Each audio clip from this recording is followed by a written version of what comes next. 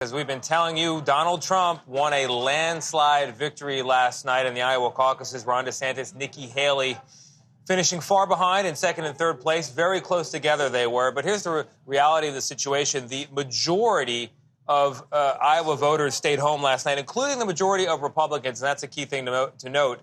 And all of this came at a time when there are doubts about democracy in this country and about the country itself, which is why, ahead of the first nominating contest of 2024, right here in Iowa, we spent a day hearing from people about what they love about this country, and more importantly, why that love for many has taken a hit. Hey, ladies, how are you? It is kind of a crazy topic to just spring on people. What do you love about America? So I get it. When a morning show anchor suddenly appears in downtown Davenport, Iowa. What do you love about America? You're putting me on the spot. It takes a minute for people to gather their thoughts. But then, I love everything about America. From the streets after lunchtime to the Big River bowling alley on a Saturday night. Do you love America? Yeah, I love America. We start to hear the same patriotic ideals. You can do whatever you want. There's, no limits. You can bowl on a Saturday night? First thing that comes to mind is freedom. Freedom. And with the exception of one guy. Well, you're coming out if I get the spare. You get the spare, I'll give you a All right, here we go. Who would only talk if I could also bowl. Oh! That's on national television. Good effort, bro. Thank you. Everyone was interested in love of country, and why, for some, that love is fading. I wouldn't say there's much that I like, but I don't know, truly. While 2/3 of us overall are still very proud or even extremely proud to be American, according to Gallup, fewer than half of those under 35 feel the same appreciation. Do you want a picture or just... People like Emily Thompson, a 23-year-old we met working near the bowling alley's other activity, axe throwing. I think America's very dramatic. Okay. I think that's the best word that I could use for it. She says she's not at all surprised by the generation gap in American pride. I've told my grandparents that I'm not into politics. I don't want to talk politics. I don't want to do any of it. And they say that I should read more into it. I should be about it. Well, I don't think I should, because at this point I don't agree with anything that anybody says.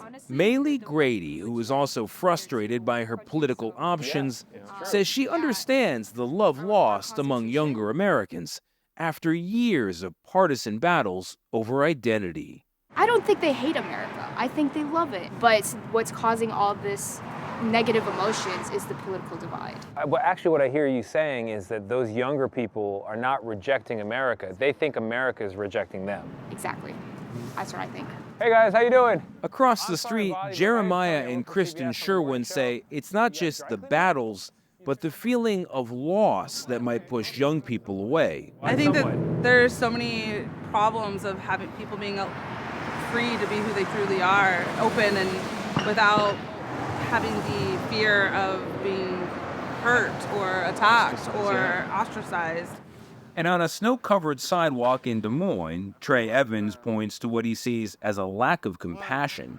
People who are in poverty, they need more resources. Okay. I feel like, like such as myself, I just feel like people like that deserve a chance. So you're saying people think America's a land of opportunity, but for people like yourself, you don't experience that? Yeah, not all the time, no. Part of the reason why I'm asking people this question is because in polls, younger Americans say they are not so proud to be American. Yeah. Does that surprise you? No, it doesn't. But the question, of course, is why did this happen in the first place? And who or what is to blame? For Tara Teal, it's a change in the family.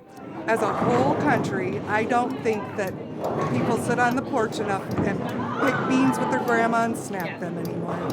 And I think that they don't know the American way, how we did things when I was a kid. That's in part, she believes, because of social media. The internet took over and built a bunch of idiots. I mean... The internet took over and built a bunch of idiots. Yeah. I truly believe that. Over on lane 18, Nicole and Nicholas West agree. Because they only see the negative things on their social media feeds, because that's what they like, that's what the algorithm feeds them, and it just cycles into hating America. They don't see the atrocities going on in other countries, they don't see the rights violations that happen. They just don't know. They don't realize how good they have it. Yes, it's ignorance. All of which brings us to 2024, where every single candidate says America is on the line. Is there someone that you blame for the erosion of safety and freedom and democracy, the things that you love? Oh, the people, us. I think You blame us. I think we people are, in general. Yeah. We elect the officials. It's our fault. If we fail together. Yeah. I don't think it's one person. Yeah. I think it's us collectively as a whole. Yeah, that's accurate. You got to blame us, but I also really enjoy blaming the internet. That's one of my favorite culprits as well. Guys, I do want to point out something. Trey Evans, remember him, the young man who looked like he was very cold in a red coat on an unshoveled sidewalk in Des Moines? I want to explain. He was looking for his phone there. He had dropped it in the snow, and he couldn't find it. Our crew wanted to help. Trey didn't have a shovel, but Kenton, our photog, you know Kenton well, he had a brush from his car, and it was Kenton there. There's his hand. Gentleman and scholar with the eagle eye found the phone in the snow, showing off a little bit of that compassion that Trey was looking for. So we were really happy to be able to help that young man out. If we accomplished nothing else here in Iowa, we accomplished that. Well, it's almost as good as sitting on the porch snapping peas. I remember doing that in the South. Yeah, there's... You know, I love the question, what do you love about America? I know you can travel around the world, but there's something about landing in New York, going down that escalator at JFK, there's this big mural that says, "Welcome to New York." It makes me smile every time I'm here. Despite all the stuff that we go through, I don't think there's any other place I'd want to live. But these are scary, scary times. Yeah. And Tony, based on your finding that phone, when is your campaign announcement in Iowa? Yeah.